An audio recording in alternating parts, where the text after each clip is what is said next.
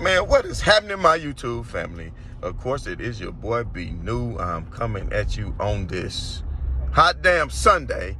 And first and foremost, as always, just want to send out positive vibrations and blessings to anybody who could be listening.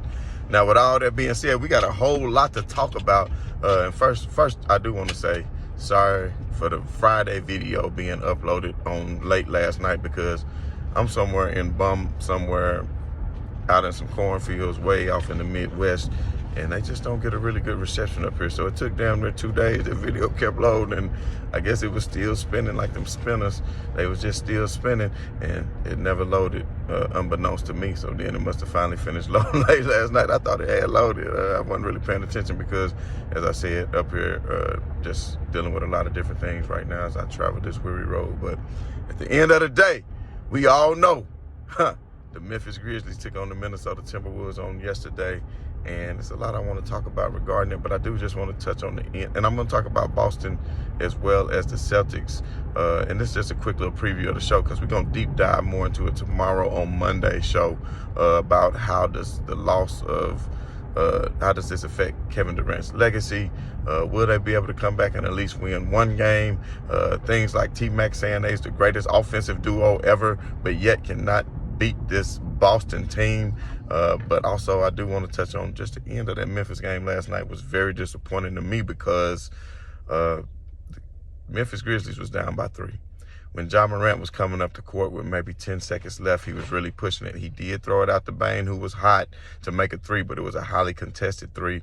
I really wish Memphis would have called a timeout because you could see in the next possession when they did call a timeout, Taylor Jenkins came out of the timeout and had a great play drawn up for them, and they actually hit the 3. But by that time, it was a little bit too late.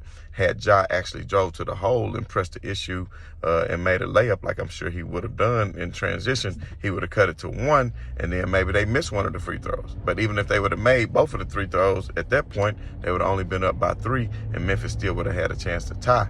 But, you know, then you would still had a timeout.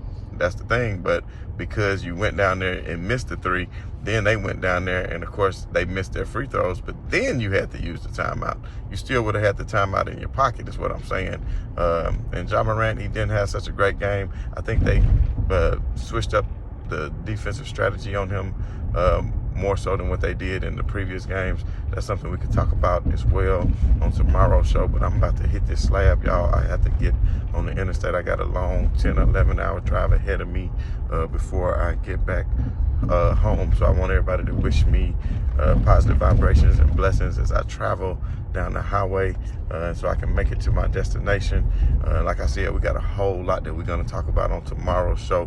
And like I said, also please forgive me for the other video uploading as slow as it did. But like I said, this is the best time of the year to talk about some sports as far as the NBA is concerned. We got a lot more to discuss as you know, we're still just in the first round. So things are going to get very, very interesting. But just before I go, I want you all in the comments down below to let me know what you think regarding Kevin Durant and Kyrie Irving and and I know Boston's defense is good, but at the end of the day, everybody knows defense wins championships. I'm fully aware of that, but we know good offense beats good defense any day of the week because you can defend the player so much, and that player can make that shot and still be a better shot, and that good offense will be good defense. So why is it that Kevin Durant is so stymied right now?